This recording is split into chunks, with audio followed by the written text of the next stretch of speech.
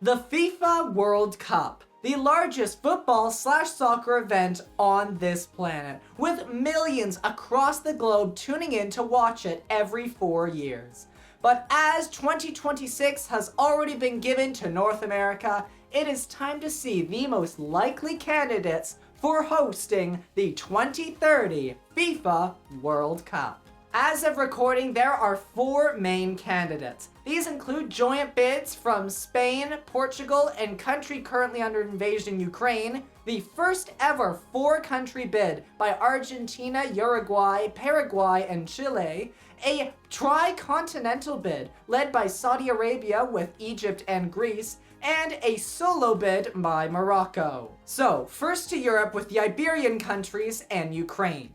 Spain and Portugal originally announced their intentions to try to win the 2030 FIFA World Cup at a friendly and goalless match between the two in Lisbon. And that was pretty much it. So if this was an Iberian bid, where does Ukraine, a country on the other side of the continent, fall into this? According to the Spanish football president, Luis Rubiales, on the addition of Ukraine to the bid, now it's not the Iberian bid, it's the European bid.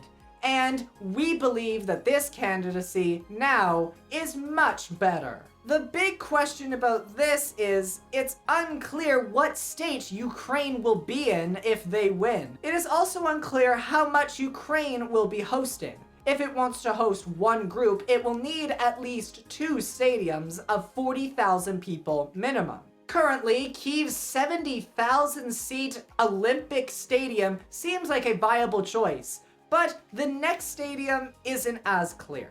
The second and third largest in the country, located in Kharkiv and Donetsk, have problems. Kharkiv's Metalla Stadium nearly misses the window for the occupancy, so it will need an extension if it wants to be considered, and it's likely been damaged from the war. And the Donbass Arena in Donetsk has also likely been damaged due to the war raging on, and is not even under Ukrainian control. Although, the Ukrainian Football Federation president, Andriy Pavelko, said we will have enough time to renovate the Donbass Arena.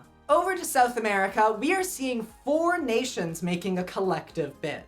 Fun fact about the 2030 World Cup. Whoever hosts it will also be hosting the centennial or 100th anniversary of the event. And if the Argentina, Uruguay, Paraguay, Chile bid is chosen, it will be hosting the 100th anniversary in the place it all started, as Uruguay hosted the first World Cup in 1930. Outside of the sentimental reason, the bid is a bit iffy. For one, 2026 is already being hosted in North America, so having the event back-to-back in the Western Hemisphere may leave some regions feeling left out. Not to mention, Brazil hosted it in 2014. In contrast, the last time the World Cup touched down in Western Europe was 2006. It would also be held in these Southern Hemisphere nations' 2 coldest months of the year. June and July average lows can go as low as 7 degrees Celsius or 45 degrees Fahrenheit. Let's now go to a place where being cold certainly will not be a problem. The Eastern Mediterranean bid, led by Saudi Arabia with Egypt and Greece. And let me tell you, the Saudi sports minister seems more than inclined to host, saying, why not? And who wouldn't want to host the World Cup? Now, you may have heard of the idea of hosting a World Cup at, let's just say, an authoritarian sand state following strict Islamic principles and has a less than desirable human rights record, needing to postpone the tournament into the Northern Hemisphere's winter. That is because that is what Qatar 2022 is. Because of FIFA hosting rules, Saudi Arabia shouldn't even be allowed to try to host 2030 because Qatar is in the same region as it. But the country might be able to maneuver around that rule with the different zoned countries of Egypt in Africa and Greece in Europe. So why might this bid win? Well, the FIFA president has been cozying up to Prince Mohammed bin Salman of Saudi Arabia, with the two having meetings and even watching a boxing match together. Now, as mentioned before, this bid has a lot of similar controversy to that of Qatar. 2 of 3 of the countries are authoritarian, with Saudi Arabia being the only other nation on earth other than the Vatican to not have a legislature. And Greece has already been criticized for willingly partaking in an event with these 2 other countries. And finally, at the other end of the Mediterranean Sea, we find Morocco, the only country with an independent bid. After being defeated by North America for the 2026 games, Morocco's king ordered the country to go for 2030. The country was likely hopeful for a united African vote for them for the last attempt, but that didn't happen. This happened due to strained relations with the Western Sahara disputed region, and negative feelings for when Morocco was not willing to host the 2015 African Cup of Nations due to worries about an Ebola outbreak. The tournament then had to be moved from Morocco to Equatorial Guinea. And not helping their case, Morocco's last bid was labeled by FIFA as high risk, and it is unclear what Morocco was doing to try to turn that rating around. So, to close, hello and welcome to the vote for the 2030 FIFA World Cup. We have 4 bids to choose from. First in Europe, we have España, Portugal, and Ukraine. This Iberian +1 bid will be for all of Europe, mixing 2 things Europe is famous for: football and war. But don't worry, there will be enough time to renovate the Donbass arena, even though Ukraine doesn't even have control over it. But you know, details.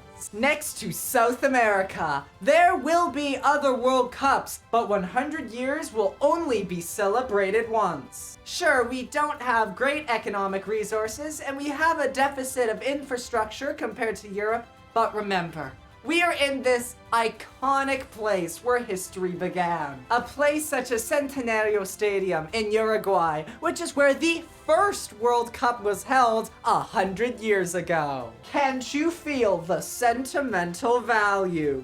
Next, to 3 different continents. Because why have debates about human rights concerns at a Middle Eastern FIFA World Cup just the one time? Welcome to Saudi Arabia, one of the last absolute monarchies on the planet. Welcome to Egypt, where we are blowing billions on a new capital instead of fixing the old one. And welcome to Greece, where our human rights reputation might be put under the spotlight, with the spotlight already being shined on the other 2. And now to the losing bidder of the 1994, 1998, 2006, 2010, and 2026 World Cups, Morocco. Morocco was hoping that this 6th attempt will end differently than the other 5 have. Or who knows, maybe the country will lose again and the king will order them to go for the 2034 or 2038 or 2042 World Cups, or just keep bidding until they eventually win. They've been trying for over 3 decades, so we'll see how that goes. 2030 FIFA World Cup. Get ready for one of these. The final decision on who will host 2030 will be made at FIFA's 74th conference in Osaka in 2024. If you enjoyed this video or found it informative, please consider clicking some of the buttons below. Your support is greatly appreciated.